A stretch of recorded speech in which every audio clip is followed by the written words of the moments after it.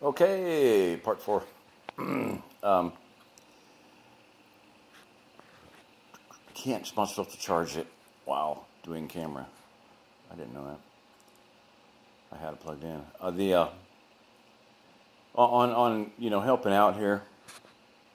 There's a brother that lives here, and he's been kind of adopted by our community. Bill and Shirley. He told me the other day. He said they're like parents to me. He said he really appreciated it. Well, anyway, he's the one I'm buying the camper from.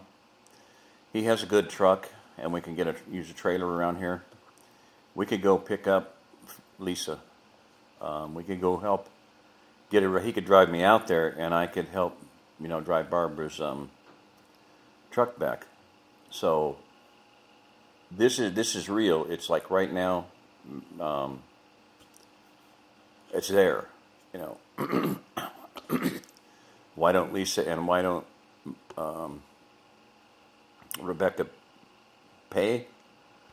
Well, they're bringing supplies, and that's the main thing, and not just supplies, but their experience.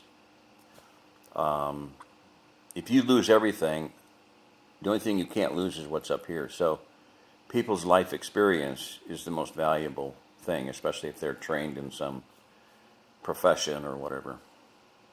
So, but they're stressed.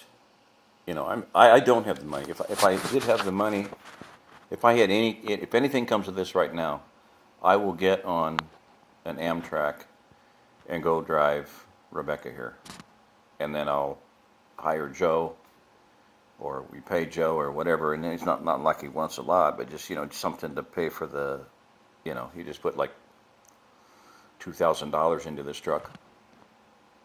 Brand new tires, headers, exhaust, so he can do this kind of thing and have a nicer truck, a more powerful truck, something capable of towing. So if we pull the trailer and we go pick up Lisa and she's here, she's going to help with the video. Then you don't have to, put up with me as much. And so go to Lisa's channel, Lisa Hurley, Hurley. Watch the video, how to keep hot chicks cool in the Louisiana heat. And there's a purple pea puller purple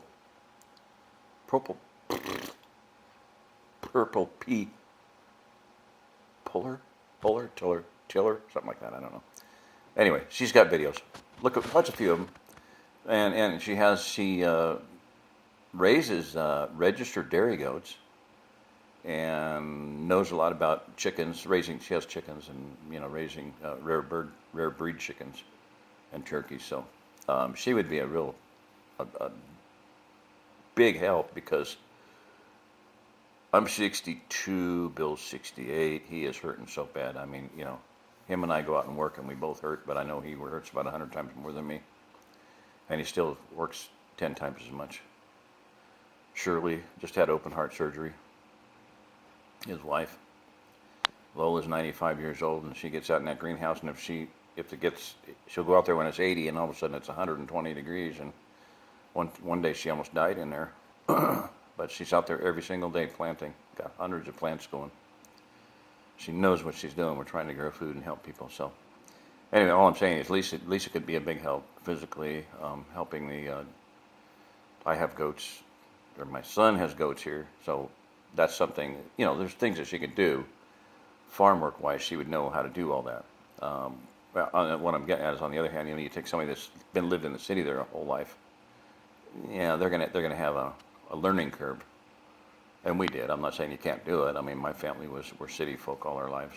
Although I did have a farm heritage, I knew what it was to go out on a farm and visit at least. So anyway,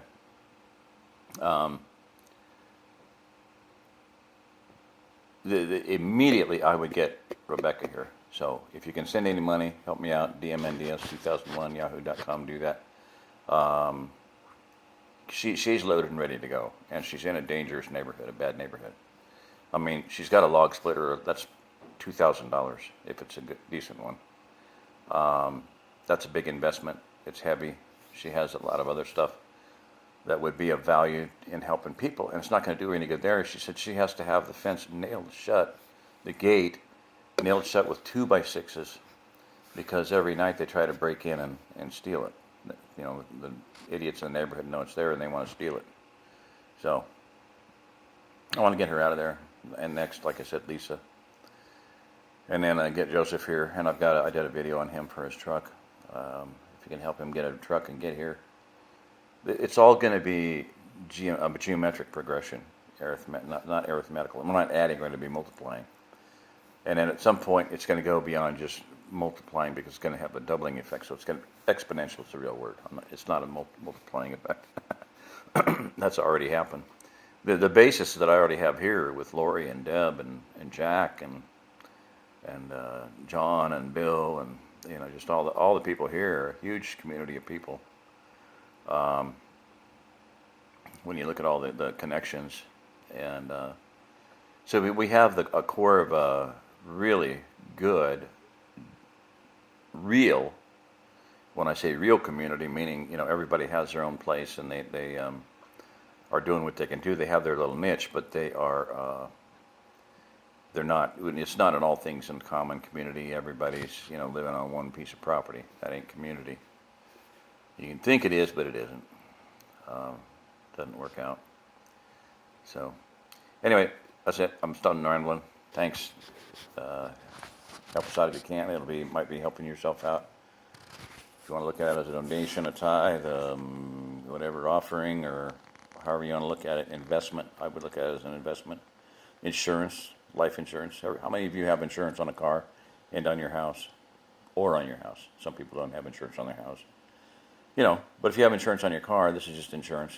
Send some money ahead, buy a place for yourself. All right. If you want to talk about putting supplies here, 55-gallon drum, we can give you, items to put in it, or we can buy them here and put in it for you. All right, that's it. Just some ideas out there. Thank you. This is Jerry Diamond. Oh, what I was going to say earlier. I'm going to go from suggesting and asking to just flat out commanding, ordering. It's serious. I've known it's going to get to this point, for decades. But if you're a believer, whatever your background is, if you are understanding what I'm saying, if it resonates with you, if you have no other plans, if you want to, do something in your life that will make a difference in a lot of people's lives, and possibly in your own, just take it as an order, start sending money. We need it desperately. It's going to be the difference between life or death for a lot of people. And, one woman wrote to me one time and said, does anybody else have this problem? God told me specifically that I'm going to be taking care of 3,500 people. And I wrote back and I said, you got off easy. I've got 250,000 on my head. It's just what I feel that a number, that the work that I would do would be the difference between life and death for 250,000 people. So, with what I feel that I am doing as under the direction and supervision and authorship of my Father in heaven and His Son, Jesus Christ, Yeshua.